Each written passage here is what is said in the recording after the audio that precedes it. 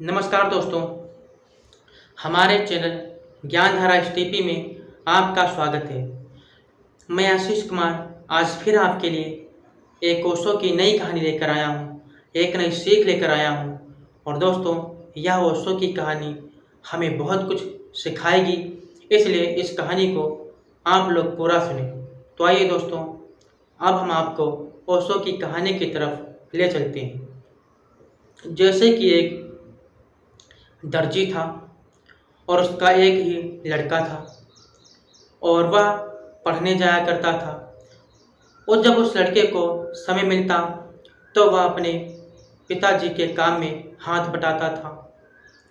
होता क्या है, रविवार का दिन था। उस दिन उस लड़के के स्कूल में छुट्टी थी, तो उसने सोचा चलो आज पिताजी के साथ पूरा दिन रहेंगे और उनका हाथ बटाएंगे। वह लड़का अपने पिता की दुकान पर चला जाता है और उसके पिताजी कपड़ा सिल रहे होते हैं। होता क्या है कि जो कैंची थी उससे कपड़ा काट रहे थे। जब उससे कपड़ा काट देते, काटने के बाद कैंची को वह दर्जी अपने पैर के नीचे रख लेता था और फिर सुई से उस कपड़े को सिलने लगता था। और सिलने के बाद में उस सुई को अपने कान के ऊपर लगा लेता था।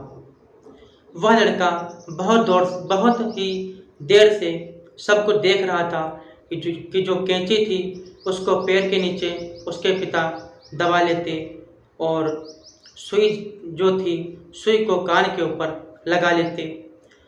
तो वह लड़का देखता ही रहा।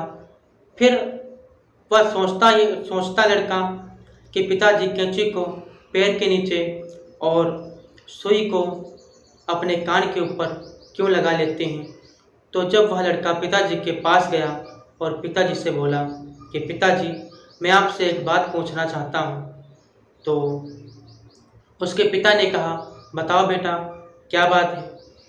तो वह लड़का कहता है कि आप जब कैंची से कपड़े को काटते हैं और काटने के बाद में कैंची को अपने पैर के नीचे रख देते हैं और बाद में सुई से जब कपड़े को सिल देते हैं तो सुई को आप अपने कान के ऊपर लगा लेते हैं, ऐसा क्यों। तो उसके पिताजी मुस्कुराए और कहने लगे कि देखो बेटा, ये जो कैंची है ये काटने का काम करती है, कतरने का काम करती है, इसलिए इसे पैर के नीचे दबाया जाता है। और सुई है यह सिलने का काम करती है, कपड़े को जोड़ने का कार्य करती है, इसलिए इस सुई को कान के ऊपर लगा लेते हैं।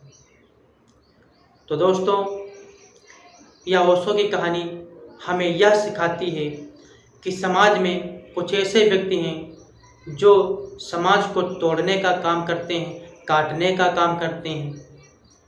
वह लोग पैर के नीचे ही दबाए जाते हैं, उनकी समाज में कोई इज्जत नहीं होती है। लेकिन जो लोग समाज को जोड़ने का कार्य करते हैं, सामाजिक कार्य करते हैं, वह सुई की तरह लोगों की जुबान पर हर समय रहते हैं और लोग उनकी अपनी जुबान से हर जगह तारीफ़ें किया करते हैं।